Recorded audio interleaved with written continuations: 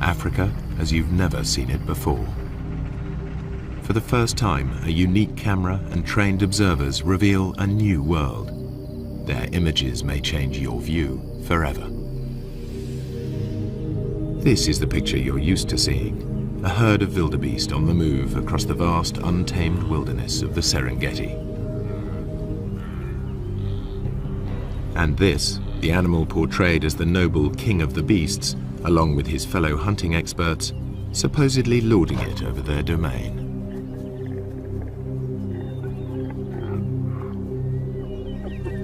While the laughing hyena normally gets a bad press as a sneaky scavenger, an ugly coward. Usually too, humans are kept out of the shot, yet the presence of the Maasai and of their cattle affects the whole balance of nature in this area. Now, the most sensitive low-light camera in the world shows you truer images.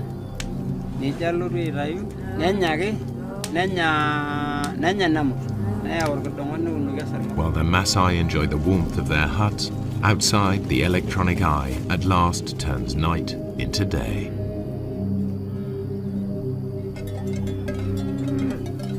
In the pitch black, unexpected scenes challenge conventional expectations.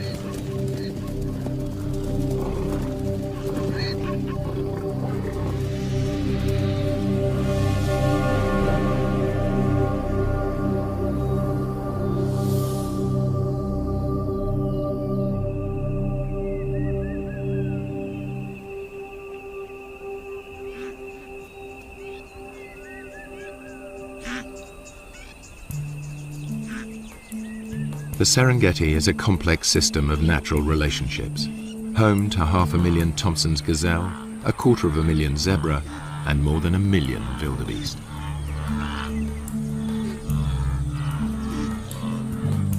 The wildebeest are the stars of the spectacular migrations as they follow the rains to lush grasslands.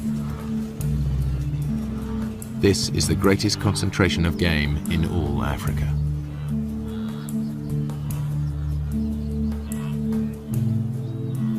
Their numbers attract the top predators, 3,000 lions in numerous prides.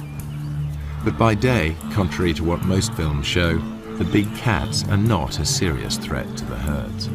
Good eyesight and safety in numbers protect the wildebeest. This lion certainly acts like a natural killer. By contrast, the hyenas are just hanging about.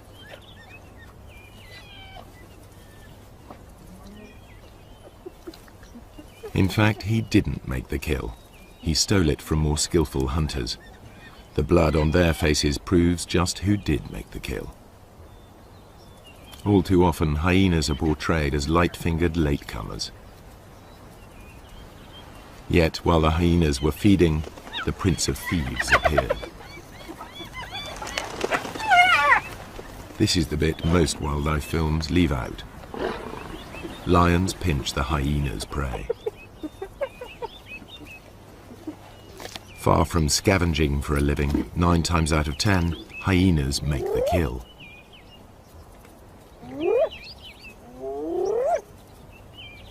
At first sight, the lion and the hyena are locked in a struggle for the same prey. How can the hyenas make a living here at all? Until now, the only images come from filming by day.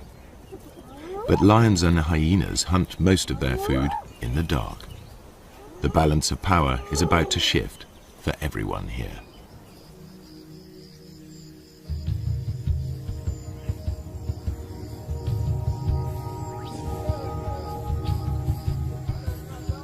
Serengeti straddles the border between Kenya and Tanzania. But the Serengeti plains stretch far beyond the park boundaries, and to the east live the Maasai with their cattle. At dusk, they retire with their herds to the safety of their villages, or bomas.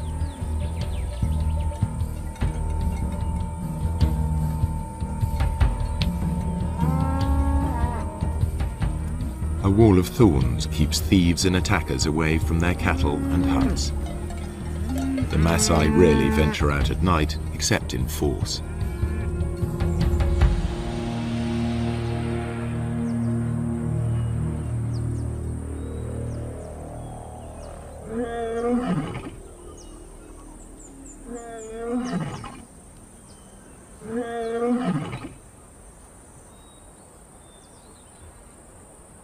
Empty by day, the grazing land suddenly looks rather full, and these cats are not here for a nap.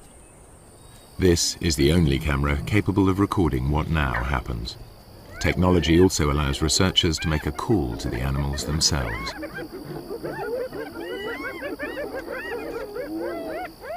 Tom Maddox is counting predators in the Serengeti.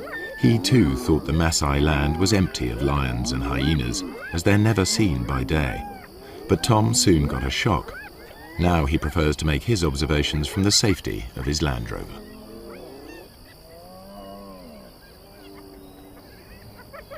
We use this technique that we call call-ins, and we basically have a tape of hyenas on a wildebeest kill. And when hyenas want to kill, they make these whooping noises and these fighting noises. There's also a lion on the tape and it's fighting with the hyenas, and there's all this big commotion over this kill. And we play this tape on speakers on top of the car.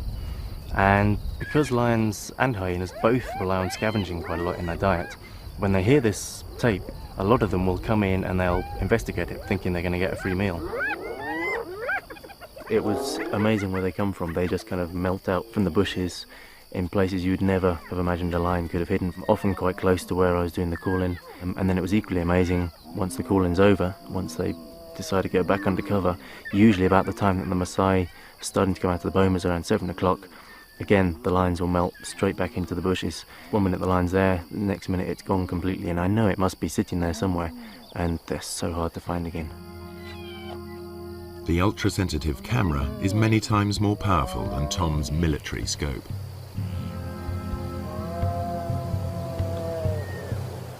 Inside the Serengeti you can drive around and you can see hyenas and lions. They're very obvious throughout the day. Outside the national park, that doesn't happen. You can drive around for days and days and not see any. The fact that there are any lions at all on the Maasai's land is surprising. So far, I'm finding an extremely high number of lions outside the park. In fact, it's comparable to certain areas within the park.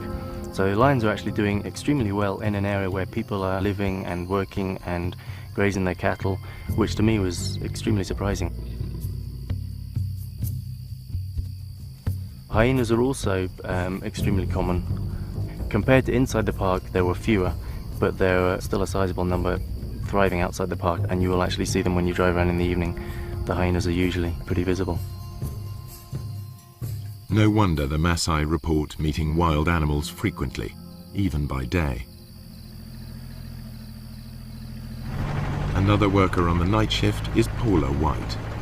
She's interested in studying hyenas in this different world, to learn how they and the lions carve up each other's catches. And like her quarry, she follows her ears. I'm going out to see if I can find some hyena kills. Take a look at how many clan members are on the kills and whether or not there's any clashes going on. I'll also be looking for lion-hyena interactions because I'm really interested in how the two species interact down here with all the game present, whether or not they're still more likely to steal each other's kills or whether they're more likely to go after a new animal of their own.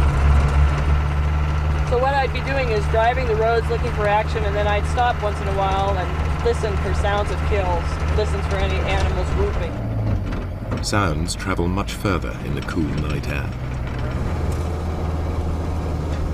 On a still night, hyenas can hear whooping over 10 kilometers away.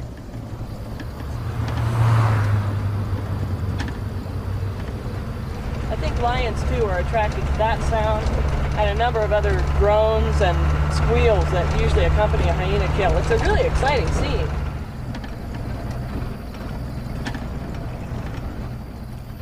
There's a hyena running in front of me on the road right now. And the way he's running, I imagine he's going for a kill, so I'm going to stop and listen right now. What Paula and Tom are seeing leads them to rethink the conventional ideas about hyenas and lions at night and day.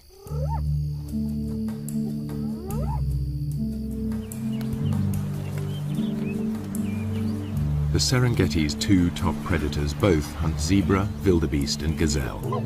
It's a mystery how they survive when they appear to compete for the same prey. Usually in nature, two competitors can't share the same food supply. There simply isn't enough for them both. Yet they both thrive, and although lions and hyenas share the same diet, the two animals are very different.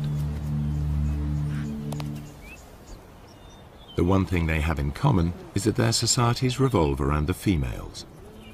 Among cats, lions are unique in the way they live together. Most cats are solitary. Lions form small groups, prides. At the heart of each pride are relations, sisters, cousins and aunts. Strange lionesses and their cubs will be attacked.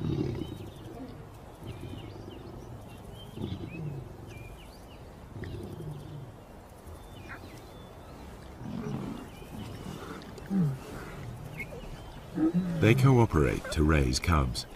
Lionesses will even suckle cubs of other pride members.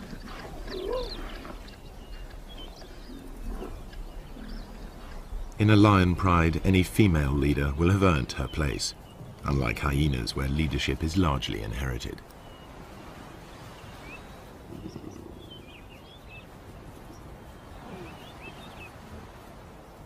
At times the males are absent, at others they hang out with the females.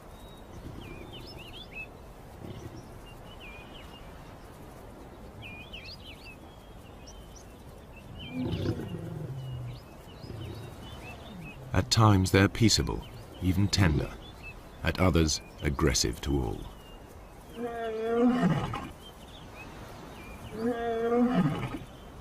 In spite of their smaller size, lionesses not only retaliate, they may even pick fights with the males.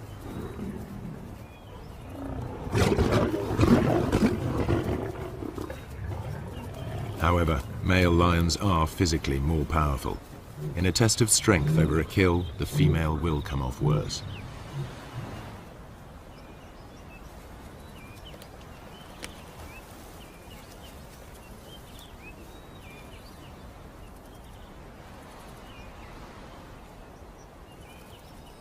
Spotted hyenas live in large clans, averaging 50 or more members. But the whole clan is not always together. Individuals and small hunting groups spread out over the plains in a living net.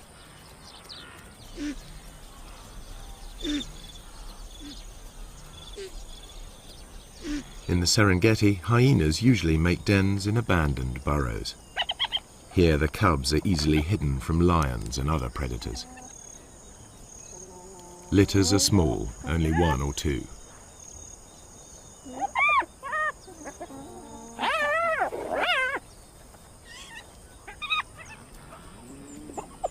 Hyena society is maintained by the rank that each animal inherits. If mum is high-ranking, they'll be high-ranking too, provided they've inherited her strength as well. Females may fight females, but males hardly ever fight amongst themselves, and certainly wouldn't dare attack a female. Clan life is ruled by the females, who are almost a quarter bigger than the males.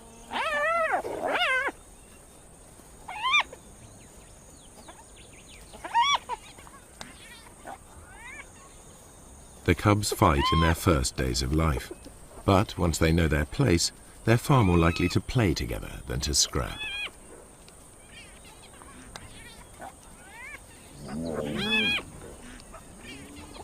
The males can behave as best friends, even if they're members of different clans.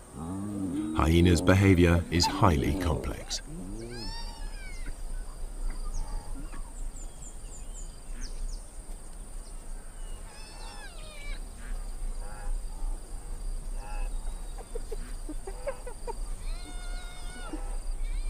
From weaning to fighting, much of what hyenas do still remains to be studied by scientists.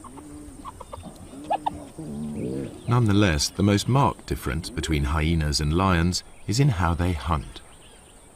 All animals built for the kill hunt in the same basic sequence. They begin by finding their victims. Next, they single out a target by scanning the herd. Later will come the approach, then the contact, finally the meal.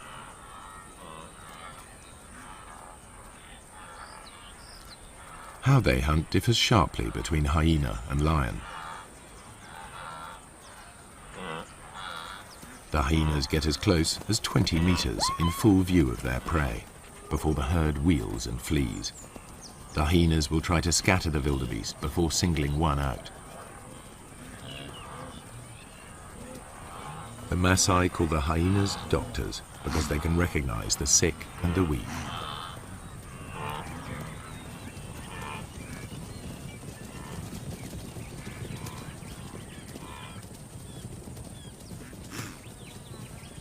They run down their prey like wolves.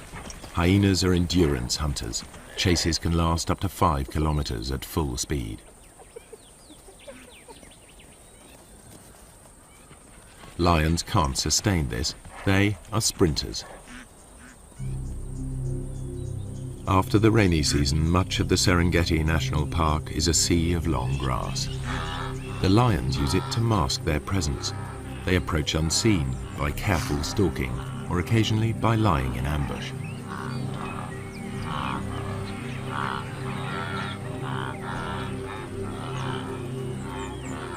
Outside the park, where the Maasai graze their cattle, the grass is shorter. Any predator risks a confrontation with armed herdsmen. The lion sticks out. Not much chance of an ambush here.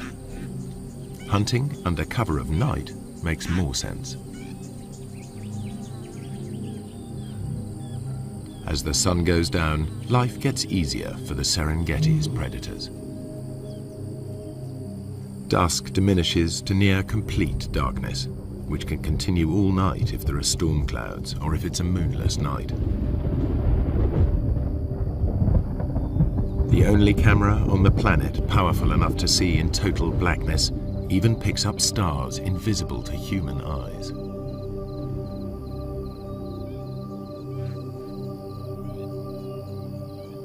Suddenly, the landscape is illuminated as if by searchlight. Even so, humans can still only just pick out shapes. But to the grazing animals, it's as clear as day.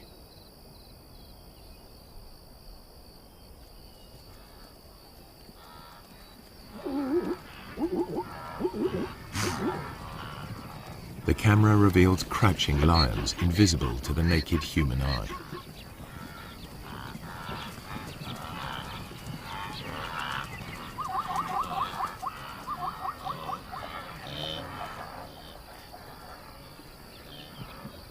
A night ambush could prove more successful. These two lionesses have detected a herd of wildebeest crossing a track.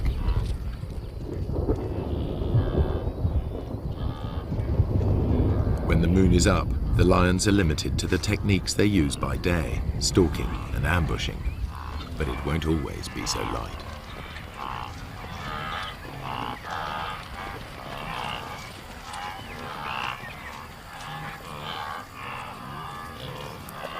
The pair near the crossing point and squat down, well screened by vegetation. One crawls into position to jump a victim.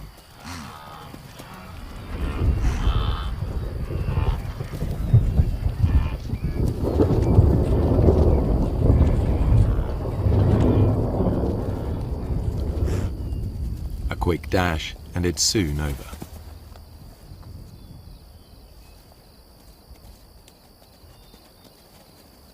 Although these lionesses have been successful, the moonlit night is really the best time for hyenas to hunt.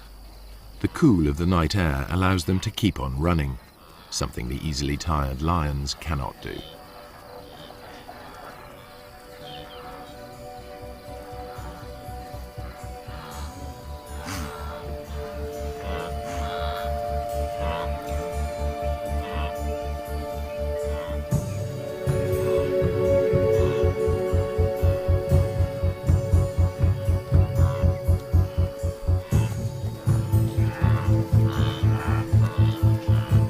Hyenas' behavior at night is something scientists are increasingly able to observe for themselves.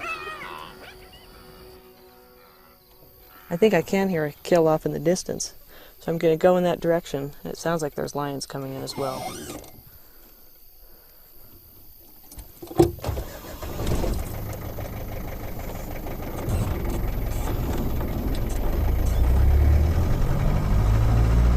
Paula White's night vision goggles work because they and the camera see in the special infrared headlights of her Land Rover.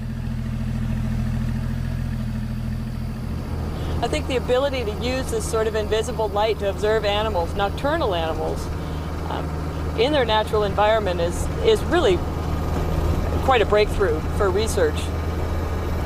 Certainly I didn't begin to see the full range of hyena behaviors until I started coming out at night and using this sort of special equipment. It was very frustrating to me otherwise, because as dusk was falling and my own ability to observe them was ending, I knew that the hyenas were just beginning to wake up and just beginning to start their day, as it were, but I was left out of it. So now, as I'm able to follow them and observe them, I'm seeing things that I've never been able to see before. Now Paula can see in the dark, but it's her hearing that guides her. You often hear hyenas whooping at night, and that can mean any number of things. They're advertising their own location, they're trying to find other clan members. But the one sound that you really associate with a kill is a giggle.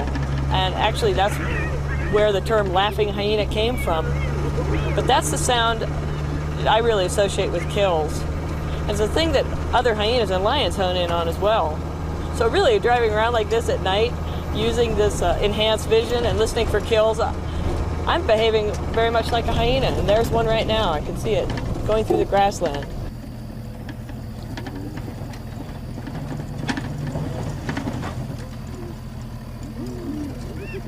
A hyena's jaws are among the most powerful of any animal species. The sharp front teeth shear through skin and meat. Their jaw muscles are as big as a man's arm. At the back of the hyena's mouth, huge crushing teeth are strong enough to crunch up solid bone. Yet it's a remarkably peaceful scene. Male hyenas are nature's gentlemen when it comes to sharing a kill with their clan.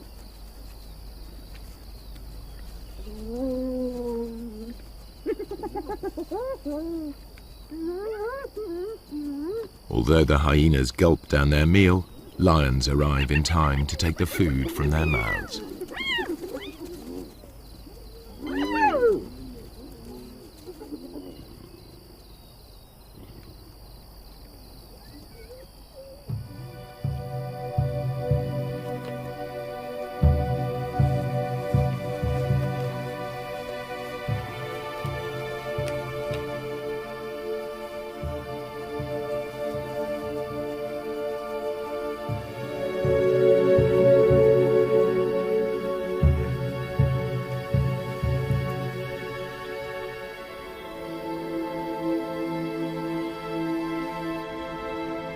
The camera unveils a night world full of animal life.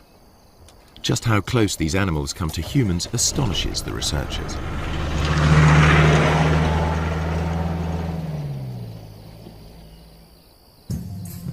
I found a cheetah quite late in the evening. Sometimes the male cheetahs will stay active quite a long time into the night, and so I was following him. It went past dark. It was about 7:30, 8 o'clock in the evening, and he was walking straight up the road, straight towards a Maasai village. And I thought this was going to be fantastic. I was going to see how close cheetahs would get to Maasai villages, and suddenly he went leaping off the road. Onto the road stepped 4 lions. I then carried on following them instead, and they went almost within sight of the village. The village was just over the next hill. Lions will even break into Maasai villages in an attempt to reach the cattle inside. The Maasai mount a defense, but it's dangerous. The balance of power has switched. The nocturnal hunters are in their element.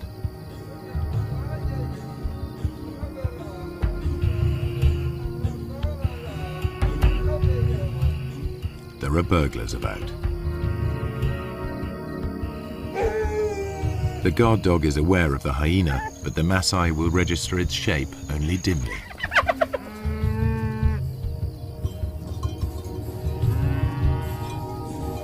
The men must rely on tracks to point them in the right direction.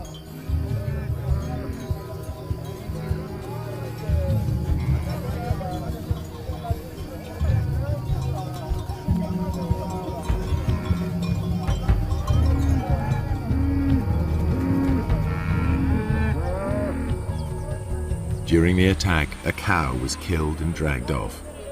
The following morning, the Maasai inspect the corpse.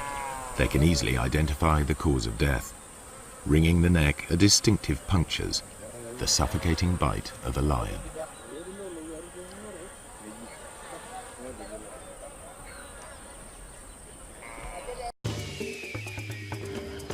This show was created for you and your family to watch together.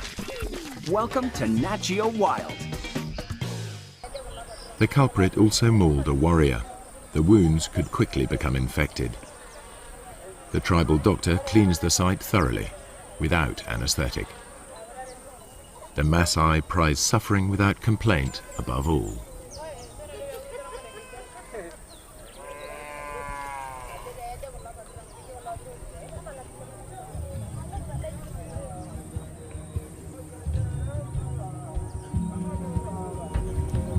The lion's assault will trigger a deadly surge.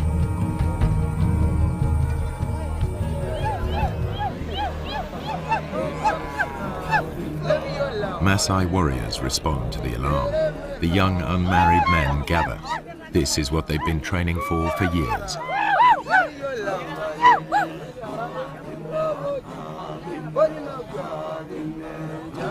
It's the supreme test of their stamina and self-control, and a test of their ability to bear pain without flinching.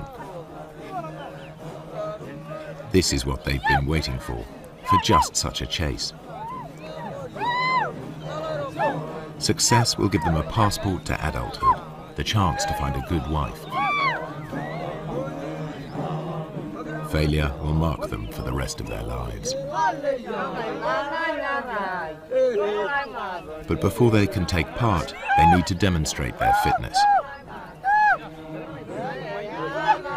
The elders will decide who will and won't go.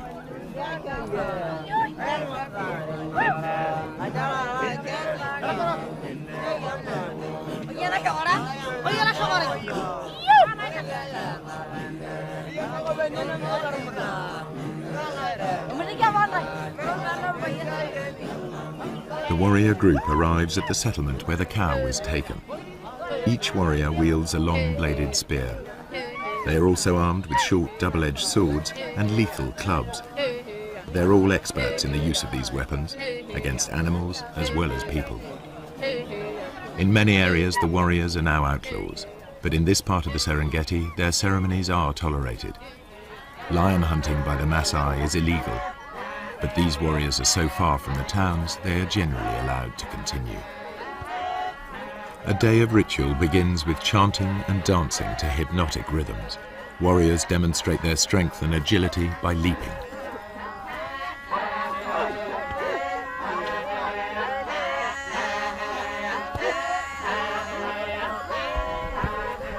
Fueled by intoxicating herbal drinks, they dance into the night.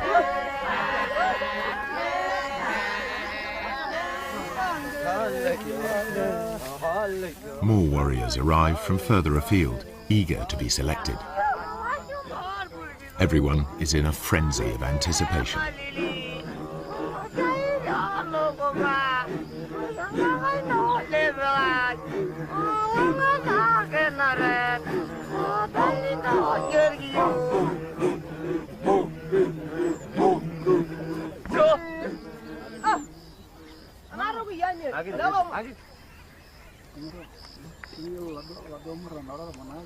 Ole Lembikas, a village elder, addresses the warriors. He sobers them by reminding them of the dangers ahead. He tells them to work together, to trust each other, and to return safely. Then he urges them to enjoy the party. It could be their last.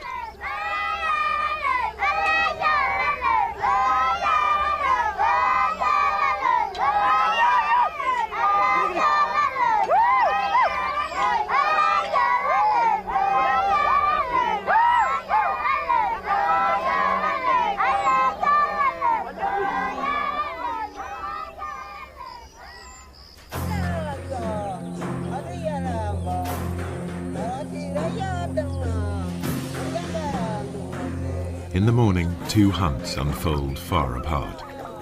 A lone lioness spies out a waterhole. Animal or human, hunters face mortal danger in the coming hours.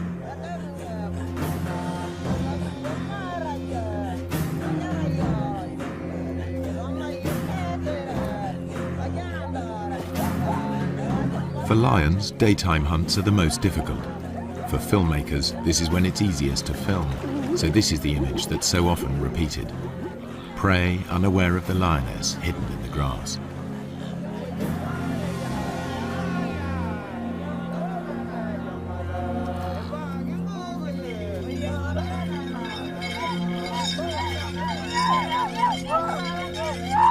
The hunters head for the place where a lioness was seen recently, the one they believe killed the cow.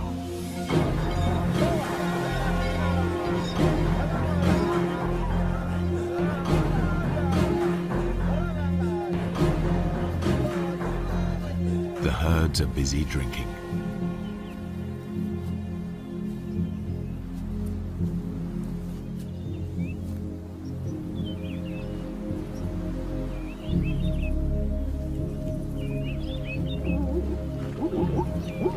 Zebras have keen sight.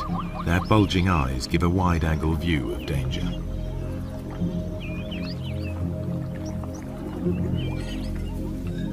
Lions hate and fear Maasai. The bells around the warriors' ankles make it clear to any lions they're coming.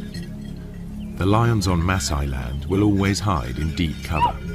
The warriors must flush the beast out into the open. Then they have a chance to tire it out before they come in with their spears. The lioness edges closer.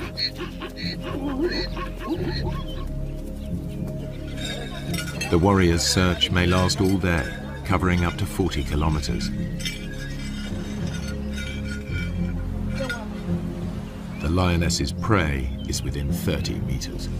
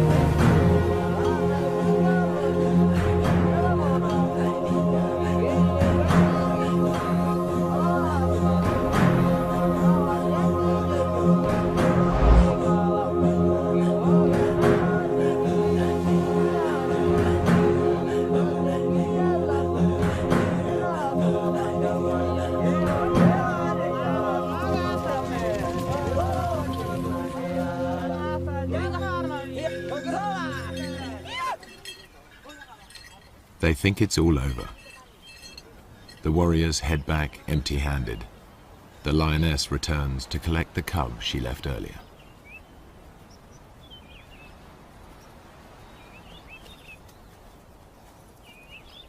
She hid it in long grass nearby, but the chaos of her hunt has attracted members of another pride. This is their patch, and they'll defend it. The mother calls to the youngster. Two other lionesses reach the cub first. They won't tolerate another female's offspring. They'll eliminate it.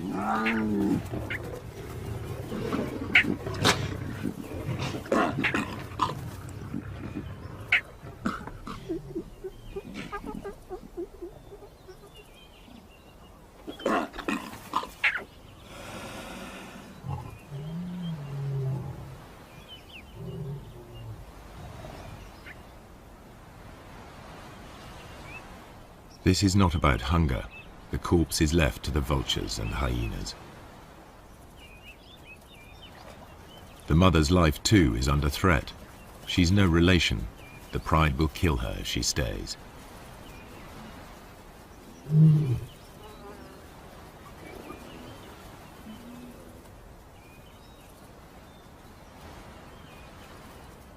Outnumbered, without a territory of her own, she heads yet further away from the park. When lions roam, they are at risk, and so are their pursuers. What you're about to see has never been shown before. A tourist's camera videos the end of a hunt. A lion is cornered. There seems no way out.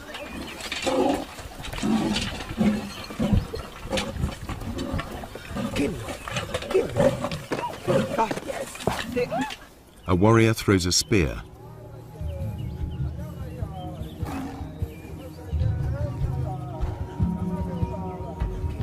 The tables are truly turned. Teeth and claws strike home. The wounded warrior continues, believing the lioness chose him as the weakest. To overcome his shame, he needs to finish her off. But even warrior pride cannot prevent the injured man collapsing into shock.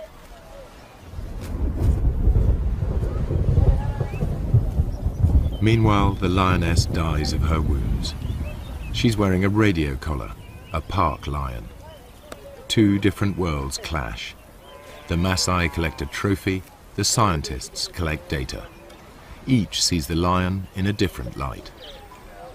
It's not a romantic, we like to live with wildlife kind of situation, but they never do something to the extent that if a lion is being a problem, they don't go out and try and kill every single lion that they can find in the entire area.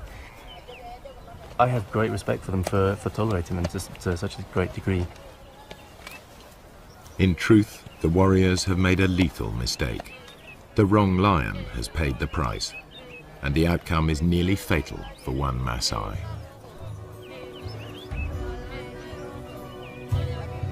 Were he to die on the spot, they would give him a warrior's rights and leave his bones to the night and the hyenas.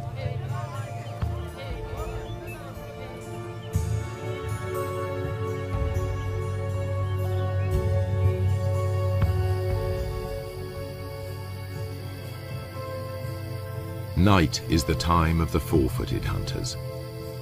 Most hours are clouded over or feebly lit by faint stars.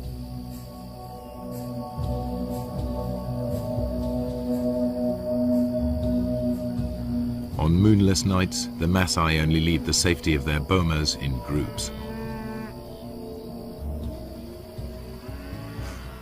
But there is no safety in numbers now for the grazers of the plains.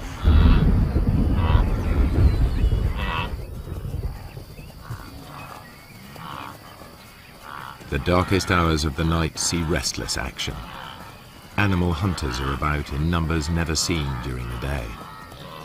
Spooked, the herds of wildebeest, zebra and gazelle burst into panicky runs. They fear lions and hyenas are nearby, but only the camera can see them.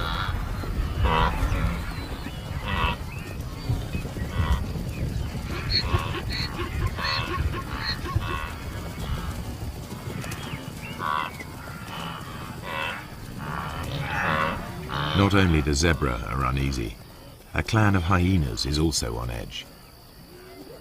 They've made a kill in another clan's territory. It isn't long before one of the owners claims his rights.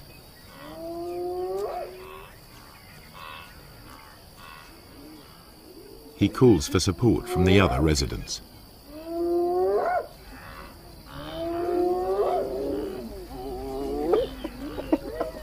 His clan bustles in to drive the invaders away. They bolt the meat while they can. Other threats may arrive to challenge them in turn. They remain watchful. This is truly fast food. The invaders will be back to recapture their meat. You can see this clearly in infrared light. But how do the animals see in these conditions? Like all the animals here, their eyes appear to glow. A mirror-like membrane doubles the available light. Then their brains enhance the images, filling in the gaps to see detail more clearly. The newcomers soon return in force. The prize seesaws between them until it's all gone. But with so little light, even their superb night vision is challenged. This is as close as you can get to seeing through their eyes. It gives an idea of how they can operate in this dark world.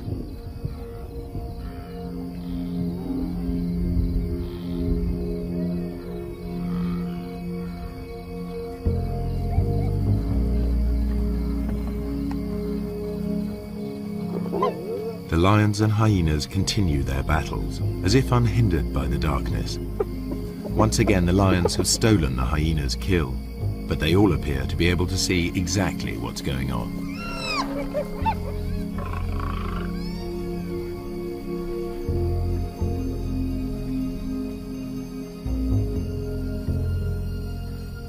And when the lions go hunting, they do so just as they are.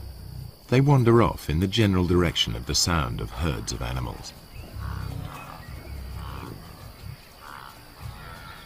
To the lions, the herds are almost invisible at any distance, just dull grey smears.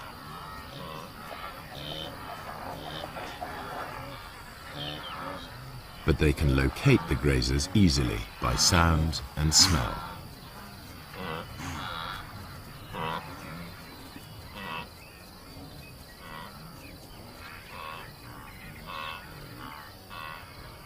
Night is the only time that lions can approach undetected here on the short grass plains. You are about to see for the first time how and when the lions of the Serengeti catch most of their food.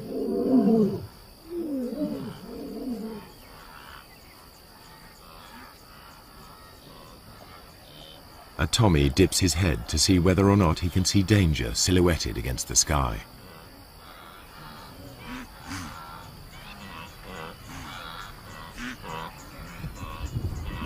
The circling lion is almost invisible.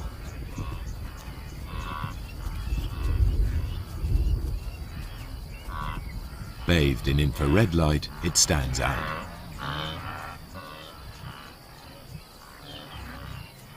Another Tommy can hear something and is off.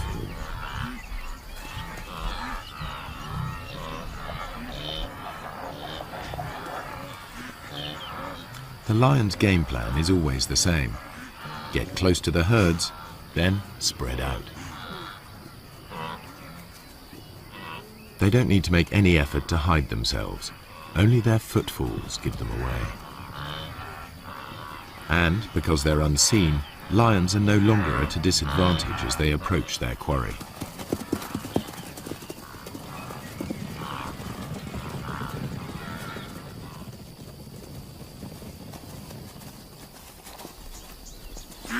Two young males take a small zebra with ease.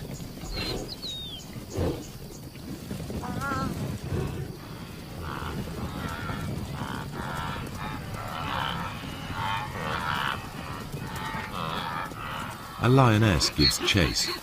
A high kick lets her quarry escape.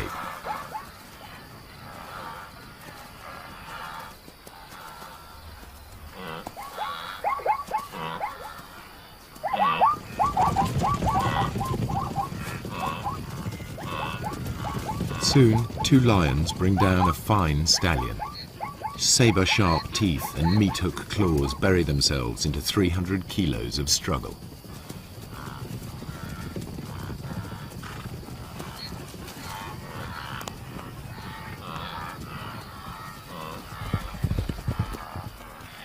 One lion grips the throat in a stranglehold, the other prepares to feed. Their ability to keep a grip on their prey in pitch darkness makes the kill possible. Everything the camera has disclosed comes together. The apparent competitors for the same food survive because there are times when one is more successful than the other. The animals hunt in different ways, by day and by night, and in differing light. These unique images show that the relationship between lions and hyenas is more complex than traditional pictures allow. The lions steal kills, and the so-called cowardly hyenas are often merely out to reclaim their prey.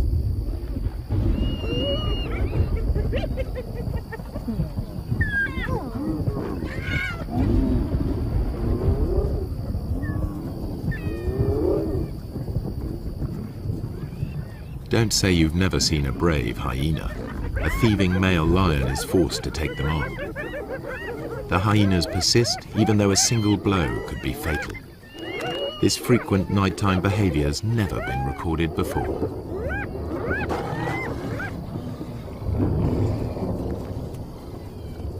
There's much more going on in the dark than people have realized, and there must be many more secrets still to be revealed.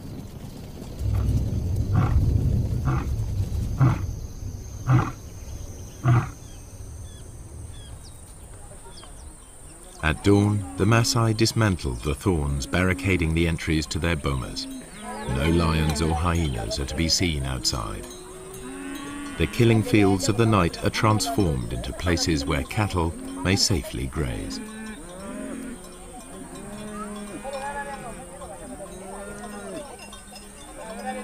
By day, everything is in the Maasai's favor. The cool of night and the light of the moon are ideal conditions for the hyena, a long-distance runner. But the darkest nights belong to lions, which can rely on built-in weapons and brute force. The truer picture that has emerged applies by day as well. Hyenas can kill when lions are too conspicuous, and it's the lions that are the scavengers.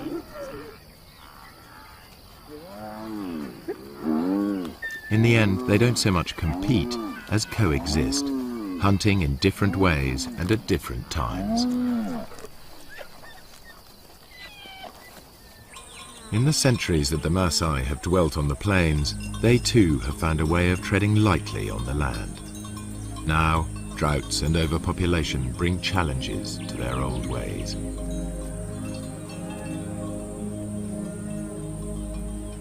Within a decade, this cattle pasture will be covered with crops. Predators and herds will be gone, only preserved in the zoo-like national park.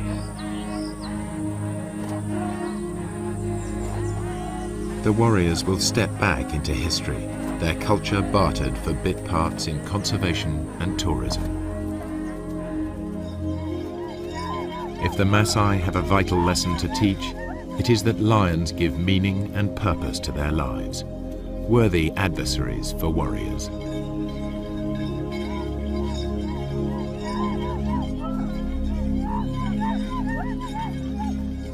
Their spears are already being beaten into plowshares. A patchwork of fields is appearing. Soon, fences will spring up. Nature's carefully crafted balance of power will be upset, animals and people in conflict. The picture that emerges may be starker, but it is more realistic. And never again will you be taken in by that well-groomed imposter posing as the king of the beasts.